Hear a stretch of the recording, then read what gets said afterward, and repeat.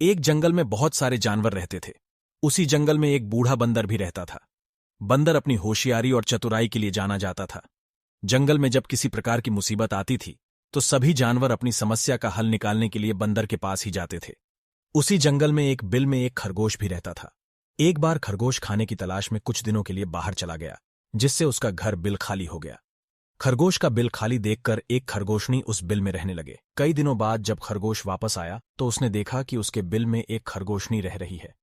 अपने बिल में खरगोशनी को रहता देख खरगोश को बहुत गुस्सा आया और खरगोश ने खरगोशनी से अपना दिल खाली करने के लिए कहा। किंतु खरगोशनी बोली, मैं यहां कई दिनों से रह रही हूं और अब इस बिल पर मेरा अधिकार है। इस बिल को मैं किसी भी हालत में खाली नहीं करूंगी।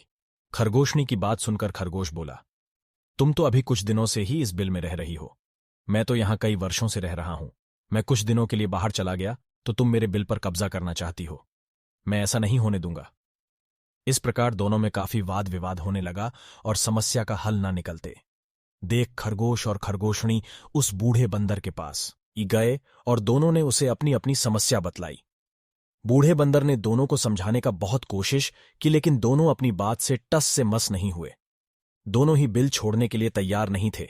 दोनों की बात सुनकर बूढ़े बंदर ने कहा, मैं बहुत देर से तुम्हारी बातें सुन रहा हूं और मुझे लग रहा है कि तुम दोनों में से कोई भी इस बिल को खाली नहीं करेगा। अब तुम दोनों बड़े हो गए हो और तुम्हारी शादी की उम्र भी हो गई है। मेरे विचार से तुम दोनों के स्वभाव भी आपस में मिलते हैं, इसलिए तुम दोनों को आपस में शादी कर लेना चाहिए। इससे तुम दोनों को बिल भी खाली नहीं करना पड़ेगा और दोनों को इस बिल से अपना दावा भी नहीं छोड़ना पड़ेगा। खरगोश और खरगोशनी दोनों को बंदर की बात बहुत पसंद आई और उन दोनों ने आपस में शादी कर ली। दोनों की शादी में जंगल के सभी जानवर आए और इस प्रकार खरगोश और खरगोशनी एक साथ सुखपूर्वक उसी बिल में रहने लगे।